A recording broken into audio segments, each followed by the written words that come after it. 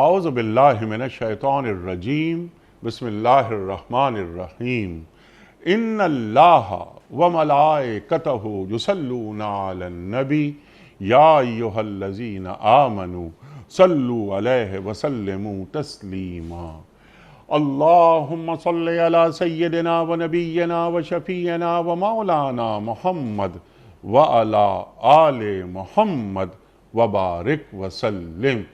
محترم خواتین و حضرات، السلام علیکم۔ پیام صبح کے ساتھ ایک بار پھر حاضر میں ہوں آپ کا میزبان انیق احمد۔ خواتین و حضرات، جمعہ اور ہفتہ سوال و جواب کے لیے ہم نے مخصوص کیے ہوئے ہیں یہ 2 دن، آپ اور ہم جانتے ہیں۔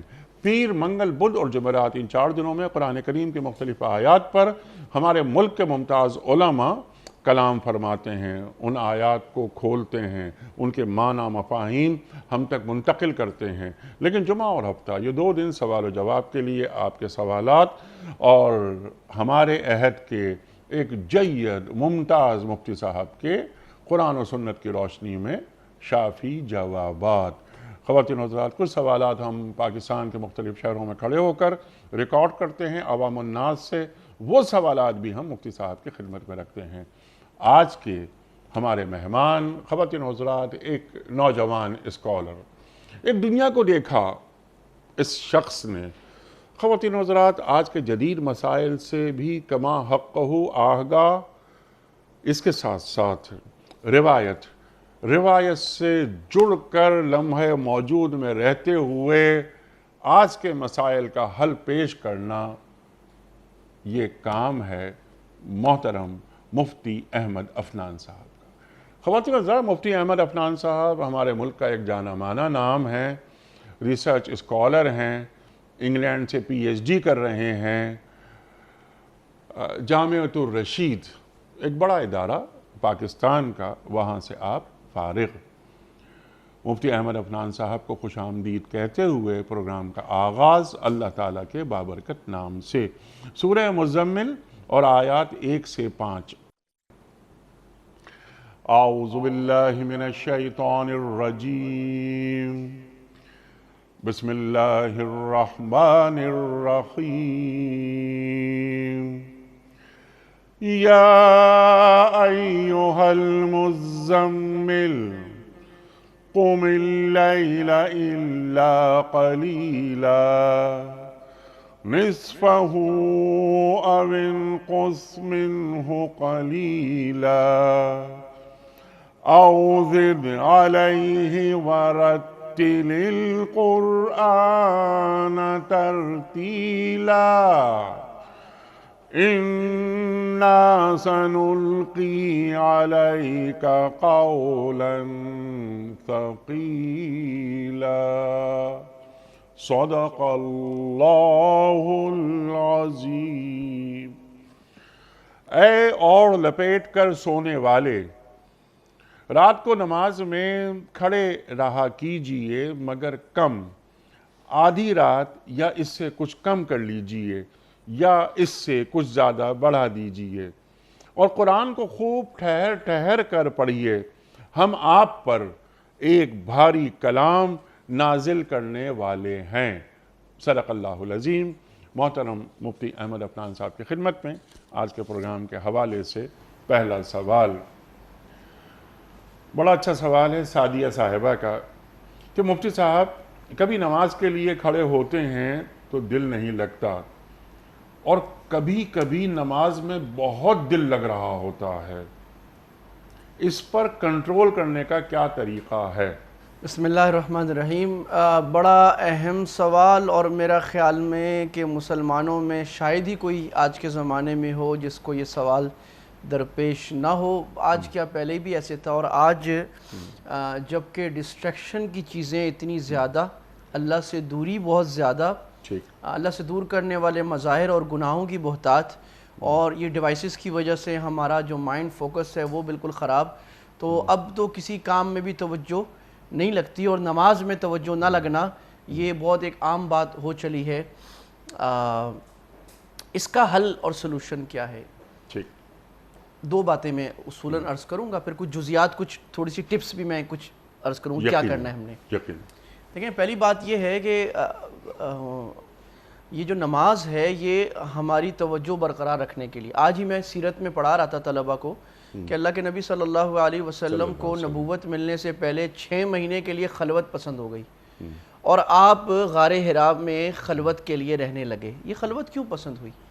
اس لیے کہ وہاں علماء نے لکھا تاکہ روح اور دل اور ذہن صاف ہو جائے، کہ جب انسان مخلوق سے بہت زیادہ ملتا ہے تو اس کے دماغ پہ، دل پر، روح پر گرد آ جاتا ہے، اور اللہ کی تجلی اور اللہ کا تعلق گدلے دل پر نہیں آیا کرتا، صاف شیشے والے دل پر آتا ہے۔ تو اس لیے خلوت، تو ہمارا کوئی ٹائم ایسا نہیں ہے جس میں ہم اپنے آپ کو پہچانیں، میں ہوں اور میرا رب ہو۔ ہر وقت میں ہم مخلوق، دنیا میں کیا ہوا، امریکہ میں کیا، برازیل میں کیا ہو رہا ہے، موراکو میں کیا ہو رہا ہے، ہم اس چکر میں لگے ہوئے مشینوں کو صحیح کرنے، لوگوں کو صحیح اپنے کرنے، کاروبار کے معاملات، گھر کے معاملات، وہ بھی ذہن میں آتے رہتے ہیں۔ اپنا مقصد زیست جس کے لیے اللہ نے پیدا کیا، اس کے لیے خلوت بہترین طریقہ ہے جس میں آدمی فوکس ہو کر بیٹھے اللہ کے۔ اب یہ خلوت میں فوکس اس وقت آئے گا جب آدمی، ایک تو میں نے عرض کیا کہ گناہوں سے بچنا سب سے پہلا نسخہ، جتنا گناہوں سے بچنے والا انسان ہوگا تو وہ نماز میں توجہ لگے گی، اور یہ باتیں دونوں طرف چلتی ہیں۔ اتل ما اوحی الیک من الکتاب واقیم الصلاۃ ان الصلاۃ تنہی عن الفحشاء والمنکر۔ نماز گناہوں سے رکتی ہے، اور گناہوں سے رکنے سے نماز میں توجہ رکھتی ہے، کمپلیمنٹ کرتے ہیں۔ آگے جو نسخہ ہے، امام غزالی رحمہ اللہ تعالیٰ نے 4-5 بڑے اہم نسخے لکھے، اور یہ اگر ہم آج لکھ لیں اور اپنے عمل میں کر لیں تو میرے ہی بتانے سے بہت سارے لوگوں نے کیے، میرے طلبہ نے، میرے ساتھیوں نے، اور بڑا فرق پڑا، خود مجھے فرق پڑا۔ امام غزالی نے تبلیغ دین میں اور کتابوں میں لکھا ہے کہ یہ جو نماز کا خشوع ہے، یعنی توجہ لگانے کو ہم کہتے ہیں خشوع، قرآن مجید میں بھی خشیتاً کا لفظ بار بار آیا، تو وہ اس کے پیدا کرنا شروع ہوتا ہے وضو سے، کہ آپ جو وضو کر رہے ہیں تو اب تھوڑی سی توجہ، یہ جو مائنڈ ہے نا، ہم سمجھتے ہیں کہ میرا دماغ گھوڑے کی طرح بھاگ رہا ہے، میرے قابو میں نہیں ہے، ایسا نہیں ہے۔ جب آپ کوئی بڑا زبردست لاکھوں کروڑوں کا سودا کر رہے ہو، آپ کا دماغ بھاگتا ہے ادھر ادھر؟ بالکل نہیں بھاگتا۔ جب آپ اپنے کسی بڑے خوبصورت منظر میں اپنی دلچسپی کا کام کر رہے ہوں، کسی کو گاڑیوں کو شوق ہے، کسی کو زیورات کا شوق ہے خاتون کو، اس وقت میں کہیں دماغ ادھر ادھر جاتا ہے؟ نہیں جاتا۔ اس کا مطلب یہ بات غلط ہے، دماغ آپ کے کنٹرول میں، آپ کنٹرول لانا نہیں چاہتے، تو آپ کو، اس لیے اس کو کہتے ہیں استحضار۔ اس وقت آپ نے اپنی ذہنی طاقت کو مرتکز کر کے وضو پہ لے آنا ہے، کہ وضو کیا عمل ہے۔ وضو کے ذریعے میں اللہ سبحانہ و تعالیٰ کے دربار میں حاضر ہونے جا رہا ہوں، جا رہی ہوں، اور وضو کرنے سے میرے گناہ پاک ہو رہے ہیں، میرا بدن صرف پاک نہیں ہو رہا، میرا دل اور میری روح بھی پاکیزہ ہو رہی ہے۔ یہ عمل ہے، میں نے دربار میں جانا ہے۔ میں نے جس طرح آدمی بادشاہ کے سامنے جانے سے، امام غزالی نے لکھا کہ اب میں کپڑے پہن رہا ہوں نا، تو میں آج کسی خصوصی دعوت میں، کسی بڑے اہم آدمی کی دعوت کے بلانے پر جا رہا ہوں، تو میں کپڑے پہننے کا میرا انداز ہوگا، میری سوچ ہی کچھ اور ہوگی، میں ایک ایک چیز دیکھوں گا، خوشبو لگانے میں، تو بھی میں اللہ کے دربار میں جا رہا ہوں جو بادشاہوں کا بادشاہ ہے۔ اللہ فرما رہے وما قدر اللہ حق قدرہ، اللہ کی وہ قدر نہیں کی جو کرنا۔ اگر اللہ کی قدر ہو، اس دربار میں جانے سے ہی جھرجھری آ جائے انسان کو۔ بعض اولیاء اللہ ایسے تھے، الیس اللہ بأحکم الحاکمین، بعض اولیاء اللہ ایسے تھے جب آواز آتی، نماز کا وقت آتا ہے، ان پر غشی طاری ہو جاتی، خوشی کہ اللہ کے دربار میں میں کیا اس قابل ہوں کہ میں اللہ کے دربار میں، تو یہ کیفیت بننا شروع ہو جائے۔ نمبر 2، امام غزالی نے فرمایا کہ جب آپ ہاتھ اٹھائیں نا، تو یہ ہاتھ یوں اٹھا رہے نا، تو آپ ہاتھ اٹھاتے وقت یہ نیت کریں کہ میں ساری دنیا کو اپنے پیچھے پھینک دیا، ایک اللہ کو لے لیا، یہ یوں پھینک دیا، لا الہ الا، پہلے لا ہے پھر اللہ ہے، کہ میں نے لا نفی کر دی، میں نے اپنی ساری محبتیں، سارے تعلقات، ساری چاہتیں جو ابراہیم علیہ السلام کی صفت حنیفہ، ساری دنیا کو چھوڑ کر اللہ کا ہو گیا، میں یکسو ہو گیا، اب میرا کوئی وہ نہیں۔ علی رضی اللہ تعالیٰ عنہ کا تیر جسم میں آ گیا، اور ہٹانے کے لیے صحابہ نے بڑی زور لگایا، تیر نہیں نکلا، بڑا سخت پھنس گیا۔ نماز کے بعد سلام پھیرا، صحابہ بیٹھے ہوئے، 1-2 ساتھی، تو مسکرائے، کہا مجھے اندازہ ہوئے تم تیر نکالنے آ رہے ہو۔ کہا کہ حضرت تیر تو ہم نے نکال لیا نماز میں، پتہ ہی نہیں لگا۔ یہ کیفیات بھی ہوا کرتی تھی۔ تو یہ اب ہم نے کیا نیت کرنی ہے جی؟ جب ہم نے یوں کرنا ہے اللہ اکبر، ساری دنیا ذلیل ہے، اللہ عزیز ہے، ساری دنیا چھوٹی حقیر ہے، اللہ بڑا ہے، بس یہ نیت کر کے سب کو پھینک دیا، پھیر لوں، رخ پھیر لوں، ہر ماں سوا سے پھیر لوں، میں رہوں اور سامنے بس روئے جانا نہ رہے، بس اور کچھ نہ رہے۔ اور اس کے بعد اب آگے وہ فرماتے ہیں کہ بھائی اب تھوڑا سا جب سورہ فاتحہ پڑھنا ہے تو فاتحہ جو ہے یہ رب اور بندے کے درمیان مکالمہ ہے، اس مکالمے کو سمجھا جائے، کوئی سورہ فاتحہ کا ترجمہ تو آ جائے۔ کتنی کمی کی بات ہے، ہماری 50-60 سال عمر ہوگی، فاتحہ کا ترجمہ ہی نہیں آتا۔ ایران توران کی ہزاروں خبریں سن کے سارا دن، ارے بھائی عما یتساءلون عن، سورہ فاتحہ کا ترجمہ جو آ جائے، جو اللہ کی صورت شفا ہے، جو کائنات کی بھاری ترین چیز ہے۔ اب جب ہم کہتے ہیں الحمدللہ رب العالمین، ساری تعریفیں اللہ کے لیے جو پالنے والا ہے، تو حدیث میں آتا ہے، اللہ کے نبی فرماتے ہیں، اللہ کہتا ہے حمیدنی عبدی، میرے بندے نے میری تعریف کی۔ اللہ اکبر۔ جب بندہ کہتے ہیں الرحمن الرحیم، تو اللہ کہتے ہیں اثنا علی عبدی، میرے بندے نے میری ثنا بیان کی۔ جب بندہ کہتے ہیں مالک یوم الدین، تو اللہ فرماتے ہیں باقاعدہ مجدنی عبدی، میرے بندے نے میری بزرگی بیان کی۔ اب امام غزالی فرما رہے ہیں کہ بھئی اس مکالمے، اس ڈائیلاگ کا استحضار کرو کہ میں انیق صاحب کے ساتھ بیٹھا ہوں، میں کچھ کہہ رہا ہوں اور وہ مجھے کچھ کہہ رہے ہیں، اگر میں بولوں ہاں کیا ہوا کیا ہوا کیا ہوا، تو میری کوئی لوگ بولیں گے کیا آدمی ہے بھائی، کیا بات کرے، سن نہیں رہا۔ اور آگے ایاک نعبد و ایاک نستعین اہدنا الصراط المستقیم، اللہ فرماتے ہیں ایاک نعبد و ایاک نستعین پر، اللہ تیری ہی عبادت کرنی ہے، تیرے در پر پاؤں توڑ کے بیٹھ گئے، کہیں اور جانا ہی نہیں ہم نے۔ تو اللہ کہتے ہیں ھذا بینی و بین عبدی ولعبدی ما سأل، یہ اب میرے اور بندے کے درمیان ہو گیا، میرا بندہ جو مانگے گا میں دوں گا۔ اب مانگا اہدنا الصراط المستقیم۔ تو وہ امام غزالی فرما رہے ہیں بھی سورہ فاتحہ میں جو مکالمہ ہے، اس کا استحضار کر لیا جائے۔ اس کے بعد پھر آگے رکوع اور سجود میں جو کیفیت ہے، بھئی سبحان رب العظیم سوچ کر پڑھا جائے کہ میں بہت چھوٹا، اللہ بہت بڑا، اللہ پاک میں ناپاک، سبحان رب العالم۔ تو یہ یعنی آپ کو مائنڈ فوکس لانا ہے۔ اب آپ دیکھیں دنیا میں یوگا کرانے والے یا جوگی یا مونگس، وہ بھی مائنڈ فوکس کراتے ہیں اور اسپرچوالٹی کے لیے، لیکن ہم نے تو اللہ کے لیے کرنا ہے کہ جب دماغ فوکس ہوگا تو اللہ اور ڈیوائسز رکھ دیں۔ میرا ایک معمول ہے، اس کا مجھے بڑا فائدہ ہوا، میں موبائل گھر پہ رکھ کے جاتا ہوں مسجد، اس کا بڑا عجیب، کیونکہ ہوتا کیا ہے، لوگ مسجد جا رہے ہیں ٹک ٹک ٹک ٹک ٹک، اندر مسجد سے نکلے ٹک ٹک ٹک، وہ مسجد میں بھی خیال لگا ہوا میسج آ رہے ہیں۔ بھائی آپ موبائل کو گھر چھوڑ کے آئیں، راستے میں ذکر کرتے جائیں، ذکر کرتے آئیں۔ تو یہ تھوڑی چیزیں ہیں کہ ڈسٹریکشنز ختم کریں، لسننگ کے رولز میں بھی ہے، آپ اپنے ڈسٹریکشنز ختم کریں، اس وقت میں اللہ کے لیے یکسو ہو جائیں۔ آخری نسخہ سب نسخوں کا، یہ آئے گا کیسے؟ یہ آئے گا ان لوگوں کی صحبت میں بیٹھنے سے جن کو یہ کیفیت حاصل ہے۔ سبحان اللہ۔ ایسے لوگوں کے ساتھ بیٹھنا شروع کریں جن کا دماغ یکسو ہے، آپ کے اندر یہ کیفیت منتقل ہونی شروع ہو جائے گی۔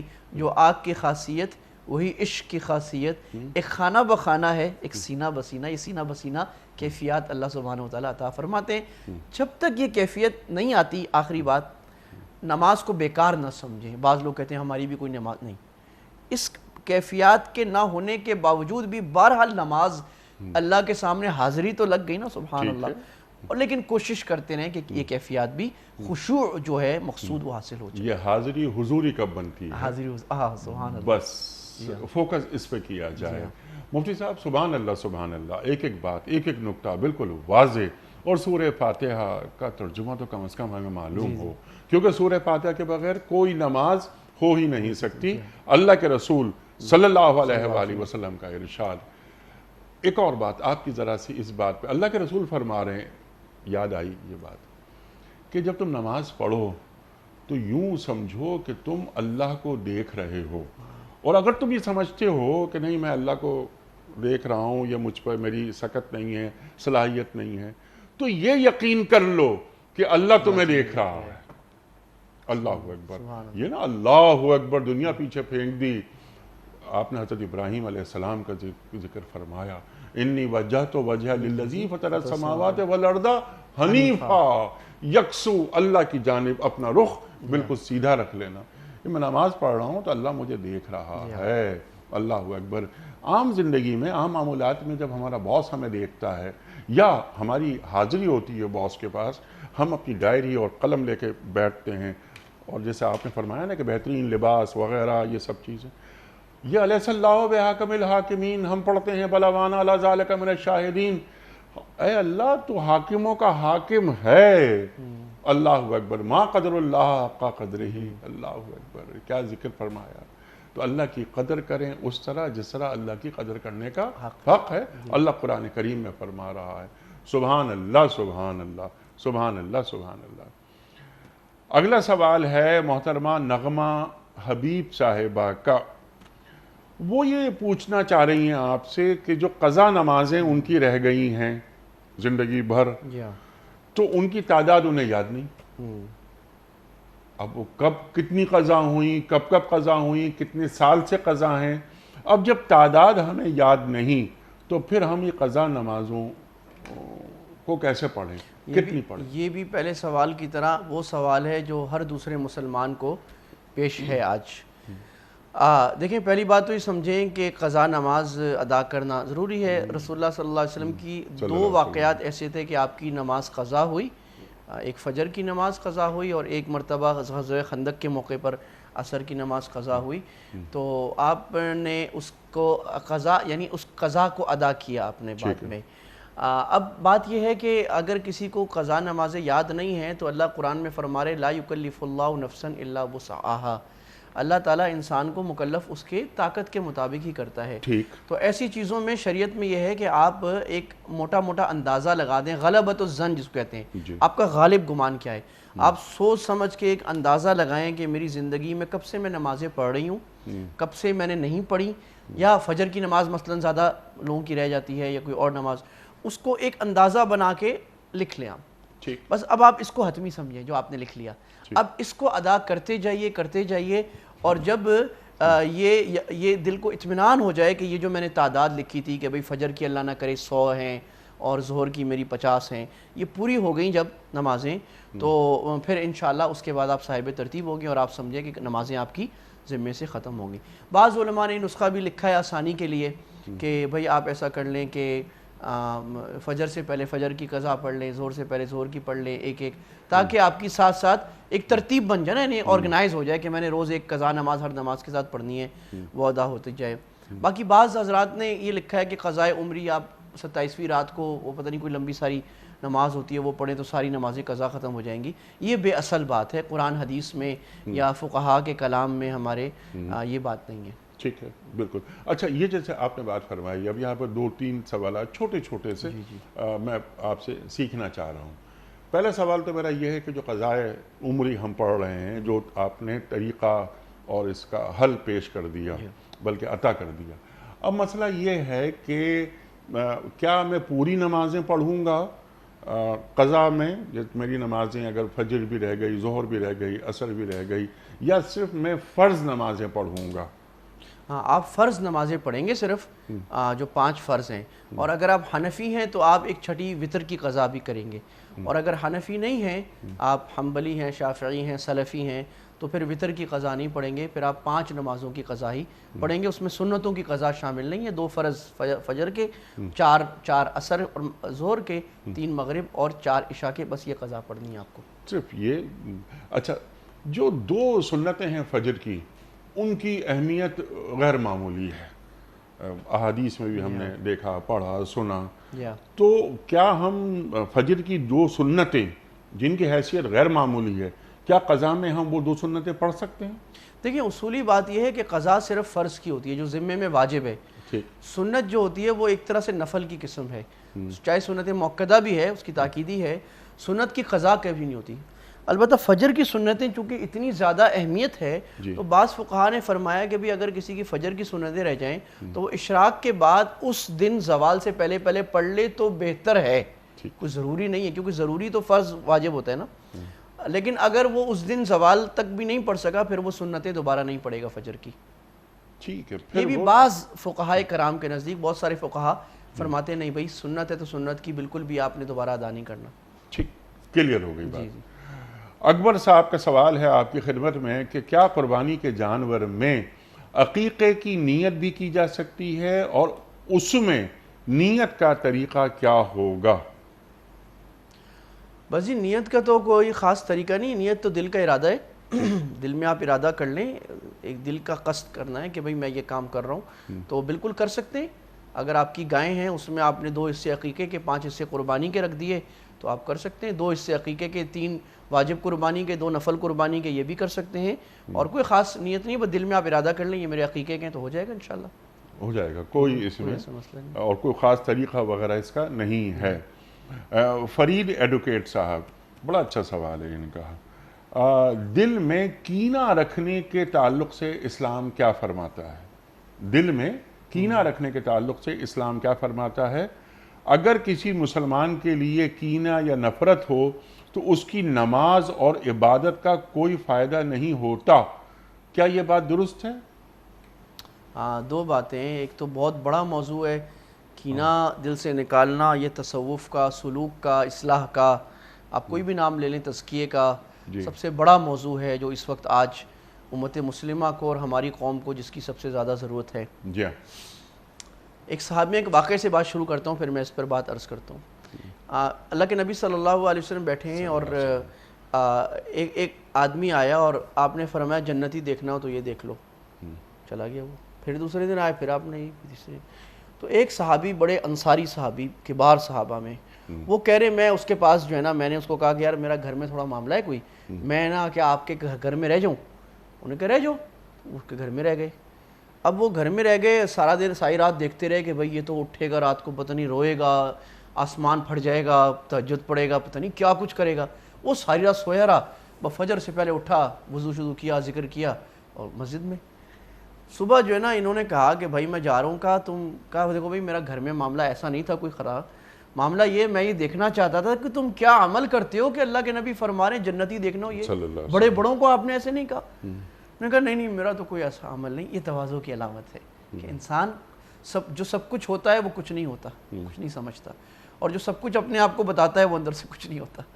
تو انہوں نے کہا نہیں، انہوں نے اصرار کیا نہیں آپ بتاؤ. انہوں نے کہا بھائی ایک چھوٹا سا عمل ہے، میں رات کو سوتے ہوئے سب کو معاف کر کے سوچتا ہوں. سبحان اللہ. میں کسی انسان کا بغض اور نفرت دل میں نہیں رکھتا. یہ میں اللہ سے دعا بھی کرتا ہوں اللہ آپ بھی معاف کرے، میں نے بھی معاف کر دی.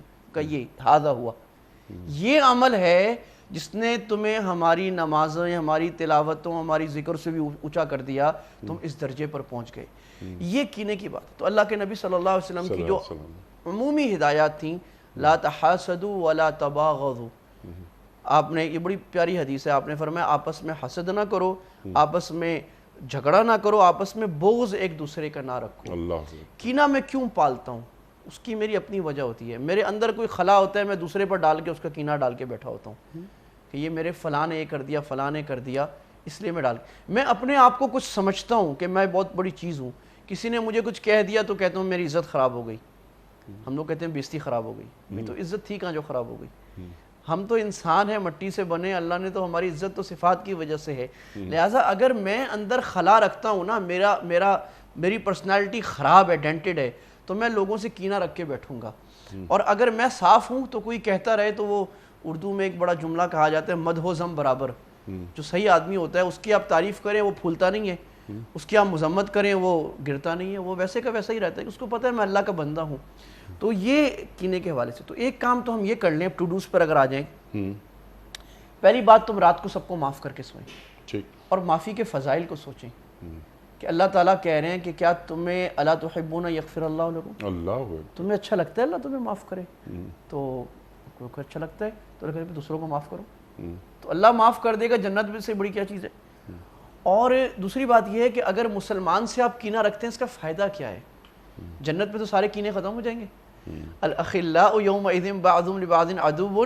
جو مشرکین ہیں، کافر دوست ہیں، وہ دشمن ہو جائیں گے. اور جو مسلمان ہیں ان کے بارے میں یہ ہوگا کہ ان کے دل سے اللہ تعالیٰ سارے غل جو حسد ہیں وہ نکال دیں گے، آپس میں محبت ہو جائے گی. تو بھی رکھنے کا فائدہ کیا جب جنت میں ایک ہونا ہے. اور تیسری بات یہ ہے کہ جب انسان کو اپنی فکر ہوتی ہے نا، تو انسان دوسروں کے کینے نہیں رکھتا، پھر وہ اپنی کمیوں کی طرف رکھتا ہے. نتی حال کی جب اپنی خبر رہے دیکھتے اوروں کے عیب و ہنر. بڑی اپنی برائیوں پر جب نظر تو نظر میں کوئی برا نہ رہا، تو انسان یہ سوچ لے کہ فائدہ کیا ہو جائے گا کسی کو کینہ رکھنے سے. میں اپنی اصلاح کر لوں، دوسروں سے محبت رکھوں تو اللہ تعالیٰ اس میں مجھے عطا فرمائیں گے. اس سوال کا جو دوسرا حصہ تھا کہ کینہ رکھنے والے کی نماز قبول ہوگی، تو نماز قبول ہوگی. دو باتیں الگ الگ ہیں. اللہ سبحانہ و تعالیٰ ایسا نہیں کرتے کہ کسی کے ایک عمل کی وجہ سے دوسرے اعمال خراب کر دیں. کینہ اس کی ایک غلطی ہے اور نماز پڑھنا اس کی اچھائی ہے. نماز قبول ہوتی رہے گی، لیکن اگر وہ کینہ چھوڑے گا تو اس کی نماز میں خشوع بڑھ جائے گا. اور اگر یہ نماز پابندی سے صحیح پڑھتا رہا انشاءاللہ، یہ نماز آہستہ آہستہ اس کے اس کینے اور بری صفات کو چھوڑا دیں گی. اللہ کے نبی صلی اللہ علیہ وسلم کے پاس ایک آدمی آیا اور ایک آدمی کے بارے میں بتایا گیا یا رسول اللہ وہ جھوٹ بولتا ہے، بدکاری کرتا ہے وغیرہ. آپ نے پوچھا نماز پڑھتا ہے؟ کہا جی نماز تو پڑھتا ہے. آپ نے فرمایا اس کی نماز ان قریب انشاءاللہ اس کو ان کاموں سے چھوڑا دے گی. دیر یا سویر نماز چھڑا دے گی. ٹھیک ہے. تو یہ بات ہوگی کینے. اور ایسے ہی ہوا. جی ایسے ہی ہوا. پھر ایسے ہی ہوا. اللہ اکبر اللہ اکبر. تو نماز میں کوئی بریک نہ آئے, تسلسل کے ساتھ نماز ضروری ہے ادا کرنا. اچھا مفتی صاحب ذرا سا یہ کینہ, حسد, بغض, پھر یہ کہ غیبت, یہ ایک دوسرے سے جسے ہم کہتے ہیں نا انٹر کنیکٹڈ چیزیں ہیں. تو وہ جو کینہ پرور آدمی ہوتا ہے, جو کینہ لے کے چلتا ہے, وہ اس کینے کا اظہار بھی کرتا ہے. اس کے لیے اسے غیبت کا سہارا لینا پڑتا ہے. غیبت اور بہتان. بہتان تو چھوٹی سی چیز ہو گئی نا. غیبت, اللہ اکبر اللہ اکبر. پھر وہ کیونکہ وہ اندر سے چھوٹا ہوتا ہے اور کمزور بھی ہوتا ہے. غیبت کرنے والا آدمی ویسے کمزور ہوتا ہے کیونکہ اس کو اتنی ہمت نہیں ہوتی کہ سامنے بات کر سکے, تو اس کے پیٹھ پیچھے بات کرتا ہے. قرآن تو فرماتا ہے نا کہ غیبت کرنا ایسا ہے جیسے مردہ بھائی کا گوشت کھانا. کیا تم مردہ بھائی کا گوشت کھانا پسند کرو گے؟ دیکھو تم خود کراہت محسوس کرتے ہو. یہ قرآن کریم ہمیں تعلیم کر رہا ہے. تو جب ہم کینہ دور کر دیتے ہیں تو کئی برائیاں جسے ہم کہتے ہیں رذائل, ان رذائل سے ہم خود بخود دور ہو جاتے ہیں. جی بالکل ایسے ہی ہے. ایسے ہی ہے.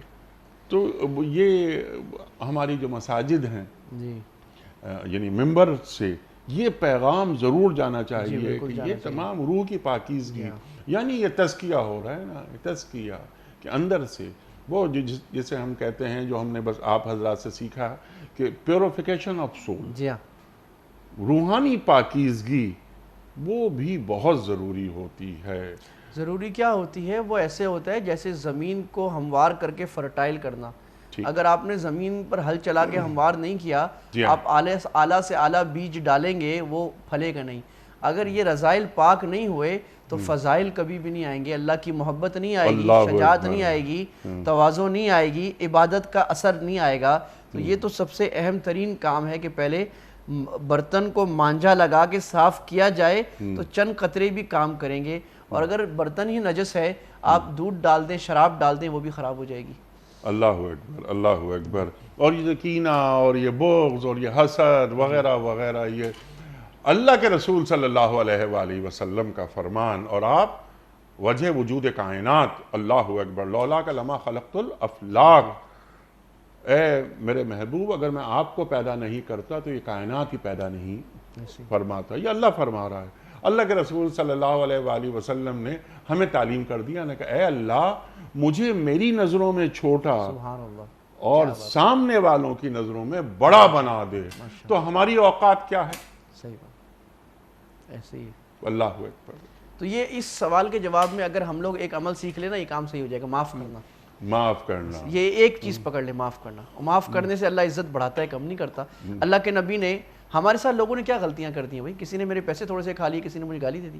اللہ کے نبی کو تو جن لوگوں نے 17 سال مارا, فوجیں لائے, آپ کے چچا آپ کے صحابہ کو شہید کیا, آپ کے خلاف پوری دنیا کے ہر حربہ اپنایا سیدھا الٹا, اور آپ فتح مکہ میں کھڑے ہیں اور آپ یوں دیکھ رہے ہیں اور وہ سارے سب کے کلیجے پر منہ کو آئے ہیں اور وہ کہہ رہے ہیں کہ آپ فرما رہے ہیں میں تمہارے ساتھ کیا کروں آج. آپ کو بلال کا رلنا بھی یاد آ رہا ہے, اور اجڑی ڈالنا اللہ کے نبی پر اور گالیاں دینا بھی یاد آ رہا ہے, اور مکہ سے نکالے جانا بھی یاد آ رہا ہے, اور آپ کہہ رہے ہیں وہ آپ نے فرمایا اذهبوا فانتم الطلقاء, سب کو معاف کر دیا. اس سے اللہ کے نبی کی عزت میں اضافہ ہوا نا, کمی تو نہیں آئی. سبحان اللہ. اور لوگ جوک در جوک مسلمان ہو گئے. لا تثریب علیکم اليوم. میں کبھی کہا کرتا ہوں کہ اگر آپ سیلفش ہیں نا, پھر بھی آپ کو یہ کام کرنا چاہیے. سیلفش آدمی, آپ کو عزت چاہیے نا, آپ معاف کرنا شروع کریں, اللہ آپ کو عزت دے گا. ٹھیک ہے. اور مفتی صاحب ایک یہاں پر نکتہ اور یہ بھی آپ ہمیں بتا دیجئے کہ یہ معاف کرنا یہ اللہ کی صفت ہے نا, عفون. تو تخلقوا باخلاق اللہ, اپنے اندر اللہ کے اخلاق پیدا کرو. اللہ اکبر. یہ اللہ تعالیٰ فرما رہا ہے نا. تو لوگوں کو معاف کرنا, یہ تو اللہ ہمیں معاف کر دیتا ہے. ہم لوگوں کو معاف کرنا شروع کر دیں, اللہ ہمیں معاف کر دے گا انشاءاللہ. تو یہ بھی ایک اپنے اندر یہ بات بھی جسے کہتے ہیں نا کہ یہ شامل کر لینا اپنے مزاج میں یا اپنی نفسیات میں کہ یہ معاف کرے. کیا اچھی بات ابھی آپ درمیان میں فرمائی کہ کچھ پیسے ہمارے کھا گیا, کوئی کسی نے کوئی سخت سست بات کہہ دی, کسی نے زمین پہ قبضہ کر لیا, تو ہم جانتے بوجھتے ہم اسے معاف کر رہے ہیں. اپنا حق رکھتے ہوئے بھی جو اپنے حق سے دستبردار ہوا اس کے تعلق سے اللہ کے رسول کیا فرماتے ہیں صلی اللہ علیہ وآلہ وسلم؟ آپ نے فرمایا نا کہ جو حق پر باطل پر ہوتے ہوئے جھگڑا چھوڑ دے میں جنت کے کنارے پر جگہ دلواؤں گا. جو حق پر ہوتے ہوئے جھگڑا چھوڑ دے ازمن لہو بیتن فی ربض الجنہ، جنت کے درمیان بیچو بیچ سب سے پرائم لوکیشن پہ میں محمد ضمانت دیتا ہوں، میں جگہ صلی دلواؤں گا. اللہ علیہ وآلہ اس سے بڑی ضمانت کیا ہے؟ اگر ہم نے ایک زمین چھوڑ دی، کچھ لاکھ کے روپے چھوڑ دیے اور ہمیں جنت کا VVIP پلاٹ اللہ کے نبی خود دلوا رہے ہیں، اس سے بڑی کیا ضمانت ہے؟ سبحان اللہ سبحان اللہ سبحان اللہ سبحان اللہ. اسلام الدین صاحب کا سوال ہے، یہ سوال بھی دیکھیے کیا اچھا سوال ہے کہ مفتی صاحب توبہ کرنے کا کیا طریقہ ہے؟ کوئی ایسا عمل بھی بتا دیں کہ اگر انسان ایک بار توبہ کر لے تو اس توبہ پر قائم بھی رہے، نیز کیا بار بار گناہ کرنے کے باوجود ہمیشہ توبہ قبول ہو جاتی ہے؟ یہ تو ایک سوال نہیں ہے، یہ تو موضوعوں کی کہکشاں ہے. جی یہ تو اللہ ہماری بھی. دیکھیں اس میں پہلی بات تو توبہ کی شرائط سمجھ لیں، جو ایک علمی بات میں پہلے عرض کر دوں، جو سارے علماء نے لکھی ہے. امام نووی نے ریاض الصالحین جو مشہور کتاب ہے اس میں بھی لکھی ہے کہ توبہ کی 3 شرائط ہیں. پہلی بات تو یہ ہے کہ آپ اپنے گناہ پر ندامت ہو. حدیث میں بھی اللہ کے نبی نے فرمایا الندم التوبہ، پھر ندامت ہو گئی یا اللہ میرے سے بڑی غلطی ہوئی، دل میں ندامت ہے اللہ میں نے بڑا گندا کام کیا، بھائی یہ بھی توبہ ایک طرح سے ہونی شروع ہو گئی. دوسرا یہ ہے کہ آپ اس گناہ کو اس وقت چھوڑ دیں. کوئی آدمی اللہ نہ کرے رشوت کھاتا ہے، کوئی آدمی اللہ نہ کرے آنکھ کا گناہ کرتا ہے، کوئی زبان کا گناہ برا کام کرتا ہے، کوئی اور غلط کاری میں مبتلا ہے، تو وہ اس وقت اس کام کو چھوڑ دے توبہ کرتے ہوئے کہ اللہ اب تو میں نہیں کر رہا. اللہ اکبر. یہ دوسری شرط ہو گئی. تیسرا شرط یہ ہے کہ آئندہ نہ کرنے کا عزم، کہ اللہ جی آئندہ میں نے یہ کام نہیں کرنا، میں اپنی طرف سے پورا ارادہ کرتا ہوں. اور عزم جو ہے یہ ذرا پختہ ارادہ ہے کہ اپنی طرف سے دل کو جمع کر کے پکا کہ اللہ آئندہ نہیں ہوگا انشاءاللہ. اب بات یہ ہے کہ آدمی کہتا ہے کہ میں نے عزم کر لیا، آگے پتہ نہیں ہوگا کہ نہیں ہوگا. تو ہمارا عزم بھی کیا عزم ہے؟ وَمَا تَشَاءُونَ إِلَّا أَن يَشَاءَ اللَّهُ رَبُّ الْعَالَمِينَ. تم تو کچھ تمہارا چاہنا ہے کیا؟ میرا چاہنا کیا ہے؟ میرا چاہنا تو اللہ کی چاہت پر پابند ہے. تو میں جب عزم کر رہا ہوں اس میں بھی اللہ سے مدد لے رہا ہوں، اللہ جی تو یہاں تک تو میں آ گیا، آگے آپ میری مدد فرمائیں گناہ پھر سے نہ ہو. تو یہ اللہ تعالیٰ سے مانگنا. پھر اگر پھر سے گناہ ہو جائے تو پھر یہی پروسیس ریپیٹ کرنا، پھر ہو جائے تو پھر یہی کرنا. وہ کتنا کرنا؟ وہ کسی نے کیا خوب کہا تھا کہ جام میری توبہ شکن، توبہ میری جام شکن، سامنے ڈھیر لگے ہیں ٹوٹے ہوئے پیمانوں کے. کہ یہ تو اللہ سبحانہ و تعالیٰ کے ہاں وہ درگاہ ہے جہاں پر نا امیدی تو ہے ہی نہیں. اللہ تعالیٰ توبہ کب تک قبول کرتا ہے بندے کی؟ ما لم یغرغر. حدیث میں آتا ہے جب تک موت کا غرغرہ نہیں آتا ہے، جہاں دوسری روایت میں جب تک سورج مغرب سے طلوع نہیں ہوگا اللہ توبہ قبول کرتا رہے گا. ایک حدیث میں آتا ہے کہ ایک مرتبہ جو ہے نا وہ ایک آدمی نے گناہ کیا، فرشتوں نے گناہ لکھ دیا، توبہ کی، توبہ مٹا دی. پھر اس نے یہ کیا تو 3 دفعہ اللہ نے فرشتوں کو کہا، فرشتوں نے اللہ سے کہا کہ اللہ تعالیٰ حدیث میں کہ اللہ جی یہ تو اس نے پھر گناہ کر لیا اور پھر توبہ کر رہا ہے، یہ تو پھر ایسی کر. اللہ نے فرمایا اس کو معاف کرو، اس کو پتہ ہے ان لہو ربا یغفر ذنوبہ، سبحان اللہ، اس کو پتہ ہے میرا ایک رب ابھی ہے جو میرے گناہ معاف کر دو. پھر کیا، پھر فرشتوں نے کہا اللہ پھر کر لیا. اللہ نے کہا پھر یہ کہا اس کو پتہ ہے میرا ایک رب ہے، میرے گناہ معاف کرے گا، معاف کر دو. آتا تو ہمارے پھر پاس ہی ہے. تیسری مرتبہ پھر اللہ نے کہا سارے گناہ معاف کرو، اس کے گناہوں کو نیکی بنا دو. اللہ اکبر اللہ اکبر. ایک حدیث میں آتا ہے اللہ کے نبی نے فرمایا اگر تم گناہ کر کے توبہ نہیں کرو گے میں ایسی مخلوق تمہیں ماروں گا، ایسی مخلوق پیدا کروں گا کہ جب وہ غلطی کرے گی تو توبہ کرے گی. اللہ کو یہ پلٹ کے آنا بڑا پسند کر. کوئی بھی بندہ دنیا میں ایسا نہیں جس سے گناہ نہ ہوتا ہو سوائے انبیاء کے. کل بنی آدم خطاؤن. اللہ نے کہا ہر انسان کا نام، لیکن اللہ کو وہ انسان پسند ہے جو واپس لوٹ کے آئے اور اللہ سے معافی مانگے، پھر گر جائے پھر معافی مانگ لے. تو یہ ہے کہ ہم اس کو نا اصل میں قیاس کر لیتے ہیں انسانوں پر کہ انیق صاحب سے میں نے کوئی غلطی کر لی تو میں 1 دفعہ 2 دفعہ، تیسری مرتبہ مجھے شرم آئے گی کہ پھر ہر دفعہ یار میں یہ کروں معافی مانگتا ہوں. ماں یہاں تک کہ ماں سے بھی روزانہ غلطی کرے تو ماں پھر 5ویں 8ویں دفعہ کہتی ہے میں نہیں مانتی، اس کو منانے میں بھی بڑی مشکل ہو جاتی ہے. ہم قیاس کر لیتے ہیں اللہ کو مخلوق پر. اللہ کی رحمت کو تو بہانا چاہیے، بہا نہیں چاہیے. رحمت خدا بہانہ می جویت بہا نمی جو ہے اللہ کو خون بہا تھوڑی چاہیے، اللہ کو تو ہماری تھوڑی سی توجہ چاہیے، اور اللہ تعالیٰ ایسے بھاگ کر آ کے ہمیں اٹھا لیتے ہیں اور اپنے پاس اپنے قدموں میں لے آتے ہیں۔ تو یہ توبہ کی امیدی ہو۔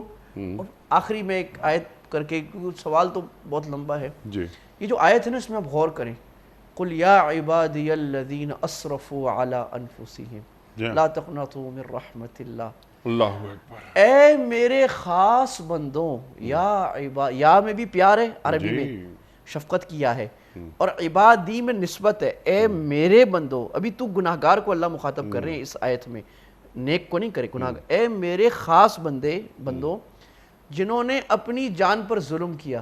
اللہ یہ بھی بتا رہے ہیں گناہ کر کے میرا کوئی نقصان نہیں ہو گیا، تو اپنا ہی نقصان ہے۔ لا تقنطوا من رحمت اللہ، اللہ کی رحمت سے ہرگز نا امید نہیں ہونا۔ اب سوال ہوگا اللہ تعالیٰ چلو یہ گناہ معاف کر دے گا، 2 4 معاف کر دے گا، 100؟ ان اللہ، اس لیے کہ اللہ سارے گناہ معاف کر دے گا۔ یہ کیوں؟ اللہ 1000 گناہ کیے ہیں، بت پرستی کی ہے، بے حیائی کی ہے، 50 سال کے گناہ سارے آپ معاف کر کیسے سکتے ہیں؟ اللہ نے آگے کہا انہو هو الغفور الرحیم، ہوا جو بڑا مغفرت کرنے والا، ہوا جو بڑی رحمت والا، وہ نہیں کرے گا تو اور کون کرے گا؟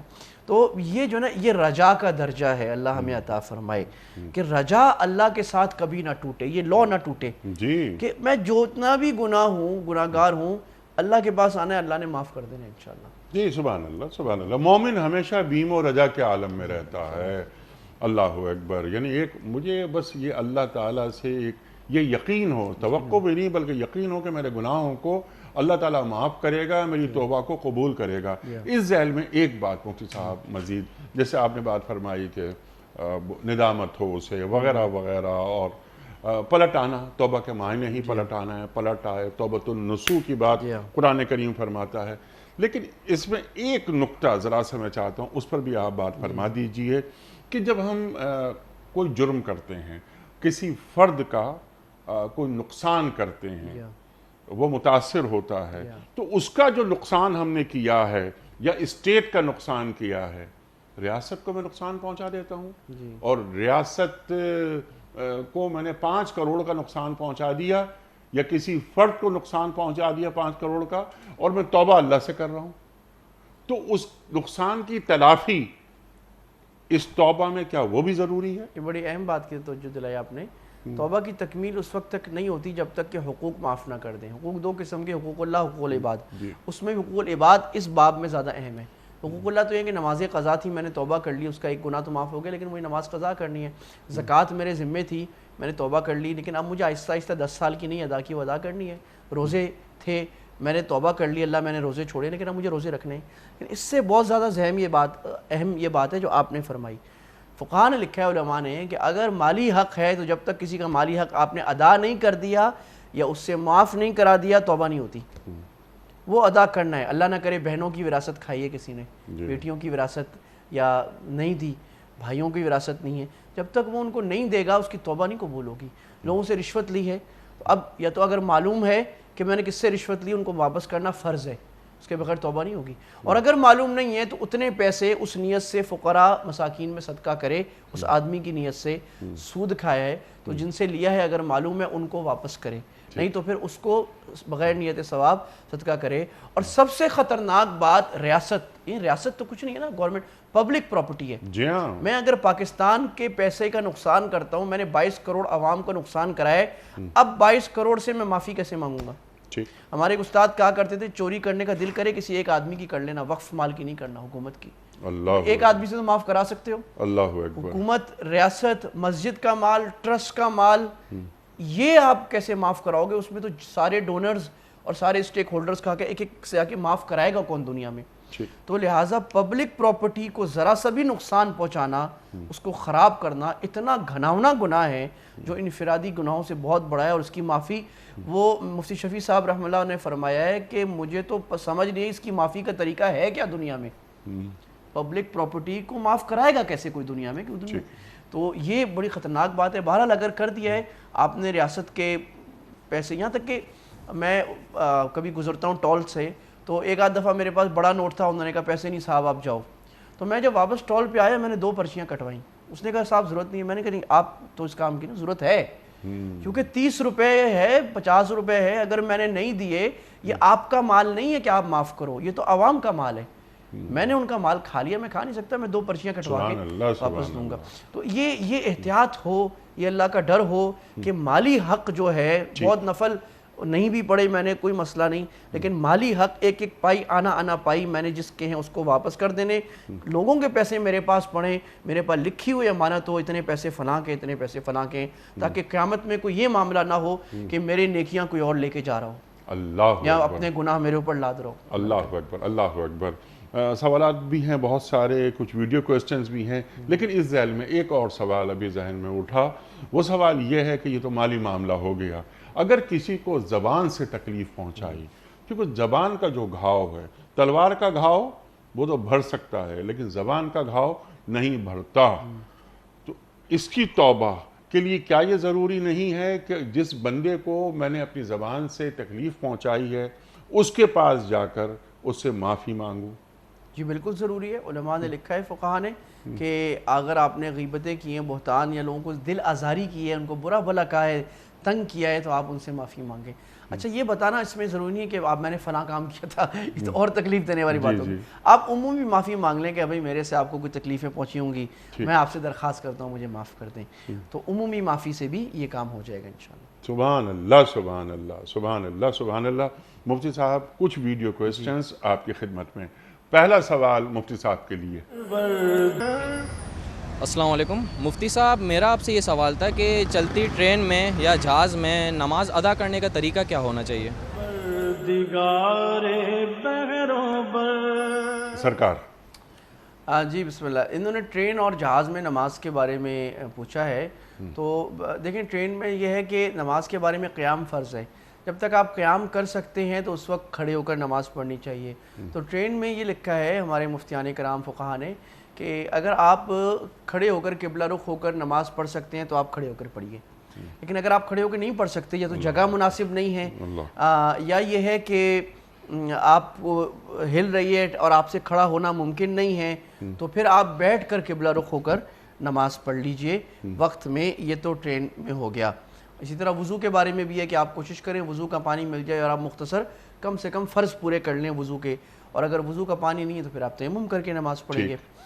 اچھا جہاز میں معاملہ یہ ہے کہ اس پر میں نے ایک بڑا تفصیلی تقریباً 12-13 صفحے کا ریسرچ فتویٰ لکھا تھا، اس میں یہ تھا کہ آپ کو کھڑے ہو کے نماز پڑھنی ہے، اور لیکن وہی بات اگر کھڑے ہونے کی گنجائش نہ ہو، ممکن نہ ہو، تو بیٹھ کر پڑھیں۔ ایک مرتبہ مجھے ایک پائلٹ ملے اور انہوں نے اعلان کیا، 4 سال پہلے کی بات ہے، کہ جناب سارے مسافر بیٹھ کر نماز پڑھ لیں، مغرب کا وقت ہو گیا ہے۔ تو مجھے بڑے حیرانی ہوئی کہ ایسے ماشاءاللہ اعلان کیا ہے، تو میں نے ایروسٹس سے کہا کہ میں کیپٹن سے ملنا چاہتا ہوں۔ انہوں نے کہا آپ بیٹھ جائیں، جب سارے نکل جائیں، وہ نکلیں گے آپ میں ان سے ملا۔ میں نے کہا بھئی آپ، ایک تو مجھے بڑی خوشی ہوئی، وہ بادشاہ آدمی تھے، کہ آپ نے ماشاءاللہ اعلان کیا کہ نماز کا وقت ہو گیا ہے خود کیپٹن نے، اور آپ نماز پڑھ لیں، لیکن آپ نے کہا بیٹھ کر نماز پڑھ لیں، تو اصل تو اصول یہ کہ کھڑے ہو کے۔ تو انہوں نے کہا کہ جناب بات یہ ہے کہ آیاٹا کے رولز یہ ہیں کہ اب آپ بلا وجہ کھڑا نہیں ہو سکتا پیسنجر، سیکیورٹی ایشو ہوتا ہے اور بھی ایشو ہوتا ہے، تو اگر اب 100 آدمی کھڑا ہو جائے تو بڑا مسئلہ بنتا ہے، اور دوسرا بات کہ وہ کھانا سرو ہو رہا ہوتا ہے اور چیزیں ہوتی ہیں، سیکیورٹی ایشوز بھی ہیں، تو اس لیے ہم اب یہ ریکمینڈ ہوا ہے کہ نماز بیٹھ کر پڑھیں۔ اس پر میں نے پھر اپنے بڑے حضرات، بڑے مفتیان کرام سے اس پہ تحریر لکھی، عرب علماء، پوری دنیا کے علماء کے فتوے دیکھے، تو اس میں یہ تھا کہ بھئی اگر تو سہولت سے ممکن ہے، وہ اجازت دیتے ہیں تو آپ کھڑے ہو کے نماز پڑھیں، اجازت نہیں ہے تو آپ کرسی اپنی جہاز کی سیٹ پر بیٹھ کر ہی آپ قبلہ رخ ہو کر نماز پڑھ لیں۔ اگر قبلہ آپ کے سامنے ہے، رائٹ ہے، تو آپ ذرا سا یوں گھوم جائیں، لیفٹ ہے تو آپ یوں گھوم کے ایسے کر کے نماز پڑھ لیں، اور اگر قبلہ پیچھے ہے تو پھر آپ ایسے ہی بیٹھے بیٹھے نماز پڑھ لیں، تو آپ کی نماز انشاءاللہ ہو جائے گی۔ اللہ تعالیٰ نے ہمارے دین کے کسی عمل میں ضرورت سے زیادہ سختی نہیں رکھی، یا کوئی ایسا عمل نہیں بتایا جو مسلمان کی طاقت میں نہ ہو۔ ہماری شریعت اور اسلام جو ہے وہ بہت آسانی والا، سہولت والا ہے۔ سبحان اللہ، یرید اللہ بکم الیسر۔ جی اللہ اکبر، اللہ آسانیاں چاہتا ہے، اور پھر وہ حدیث یاد آئی، الدین یسر، دین میں آسانیاں ہیں۔ اللہ اکبر۔ لیکن نماز پڑھیں، نماز نہیں چھوڑتے، ان الصلاۃ کانت علی المؤمنین کتابا موقوتا، وہ ہے اس کو آپ کو اسی وقت میں جیسے تیسے آپ پڑھ سکتے ہیں، پڑھ لیں۔ سبحان اللہ، سبحان اللہ۔ اگلا سوال مفتی صاحب۔ السلام علیکم مفتی صاحب، گھاس گیلی ہو تو نماز پڑھی جا سکتی ہے؟ जनाब वाला। जी बिस्मिल्लाहिर्रहमानिर्रहीम। देखिए, नमाज तो आप हर जगह उस जगह पर पढ़ सकते हैं जो नजस नहीं है। तो अगर घास गीली है और आपको कोई ऐसी अलामत नहीं है कि ये गिलाहट किसी नजस की वजह से है, बारिश की वजह से या साफ़ पानी की वजह से है, तो आप उस पर नमाज़ पढ़ते हैं, नमाज तो हो जाएगी। अलबत्ता नमाज का तकाजा ये है कि बड़े तवज्जो, खुशू, खुजू और पाकीज़ा सुथरी जगह पर पढ़ी जाए। जब आप गीली ज़मीन पर नमाज पढ़ेंगे तो नफासत के भी ख़िलाफ़ है और तवज्जो भी नहीं लगेगी, नमाज के आदाब के भी ख़िलाफ़ है। लिहाजा अगर तो मजबूरी है, कोई जगह नहीं है, तो फिर आप पढ़ लें। और अगर है और एक मुसलमान के साथ एक ऐसा कपड़ा होना चाहिए, इसलिए अल्लाह के नबी कपड़ा रखते थे कि भाई नमाज का वक्त है, बिछा के नमाज़ पढ़ें। अभी समझदार हमारे जो लोग हैं वो अपनी गाड़ियों में एक कपड़ा जानेमाज रखते हैं। ख़ास तौर पे बाहर मुल्कों में मैंने देखा कि मुसलमानों ने, क्योंकि वहाँ मस्जिदें नहीं इतनी, तो जब भी ट्रैवल करते हैं तो उन्होंने गाड़ियों में जानेमाज़ी रखी होती है। भाई कोई जगह आई, घास है, बारिश हो रही है, आपने जानेमाज कपड़ा बिछाया ताकि अल्लाह के सामने हाज़िरी है, एक आदाब के साथ, सलीक़े के साथ, तरीक़े के साथ। अल्लाह को हुस्न पसंद है ऐसे कि आपका दिल सुकून के साथ हो और आपको ये फ़िक्र ना हो अभी मैं घास में मुंह रखूँगा, पानी लग जाएगा, क्या होगा। आप ऐसे उठता सा सजदा कर ले। तो ये बात है कि कोशिश हो कि उसमें ना पड़ी जाए। बहरहाल अगर पढ़ ली तो हो जाएगी, यकीनन वो हो जाएगी, लेकिन वो जो तवज्जो जो दरकार है नमाज के लिए, उस तवज्जो में कुछ कमी पैदा हो जाती है। सुभान अल्लाह। मुफ्ती साहब, मेरा ख्याल है ये आखिरी सवाल होगा आज के प्रोग्राम के हवाले से। अगला सवाल मुफ्ती साहब की खिदमत में। अस्सलाम वालेकुम मुफ्ती साहब, मेरा सवाल है आपसे कि इद्दत में निकाह हो सकता है और इद्दत के बाद जो है रुखसती हो सकती है? मेरा सवाल ये था आपसे। ये जो सवाल था कि इद्दत में निकाह नहीं, इद्दत में निकाह नहीं हो सकता। ठीक है। इद्दत का माना ये है कि अभी उसका कुछ ताल्लुक पिछले निकाह में पिछले शौहर के साथ है, वो पूरी तरह उसका खातून का निकाह ख़त्म नहीं हुआ। चाहे वो इद्दत तलाक की हो, चाहे 3 तलाक की, 1 तलाक की, चाहे वो इद्दत वफ़ात की हो जो 4 महीना 10 दिन है, या तलाक की जो है वो 3 अय्याम है या 3 महीने हैं जिसको अय्याम नहीं आते, उसमें निकाह नहीं हो सकता। अलबत्ता कुरान ने एक बड़ी अजीब बात फरमाई कि वलाकिल्ला तुवाइदूहुन्न सिर्रन इल्ला अन तक़ूलू क़ौलन मारूफा वला ताज़िमू उक़दतन निकाही हत्ता यबलुगल किताबु अजला। जब तक इद्दत पूरी ना हो जाए तो निकाह का अक़द नहीं कर सकते, इजाब कबूल, वलाकिन क़ौलन मारूफा कह सकते हो।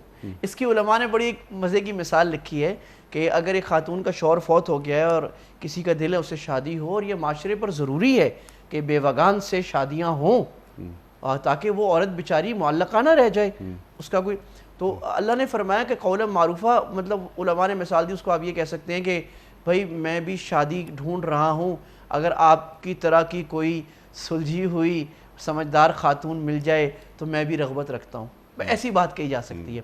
फिर जब इद्दत पूरी हो जाए तो फिर निकाह का अक़्द कर लिया जाए। सुभान अल्लाह, सुभान अल्लाह। इद्दत मुकम्मल होने के बाद फिर निकाह होगा, उससे पहले निकाह नहीं हो सकता। ख्वाह वो 3 माह की इद्दत हो या 4 महीने 10 दिन की, जो आपने वजाहत कर दी। मुफ्ती साहब, मैं आपका बड़ा शुक्रगुजार, बड़ा ममनून, आप तशरीफ़ लाए।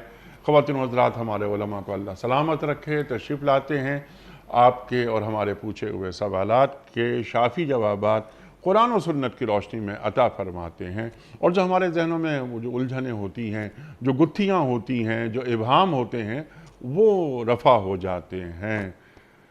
वक्त मुकम्मल हुआ हमारे आज के प्रोग्राम का, और पयाम सुबह का इख्तिताम होता है रोज़ाना एक कौल पर, और वो कौल होता है साहिब नहजुल बलागा अमीरुल मोमिनीन हज़रत अली मुर्तज़ा करमल्लाहु वजहू का।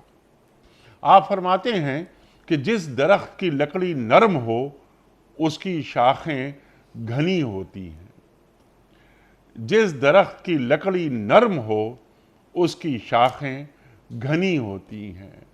सुभान अल्लाह, सुभान अल्लाह। अपने मेज़बान अनीक अहमद को कल तक के लिए इजाज़त दीजिए। खुदा हाफिज़।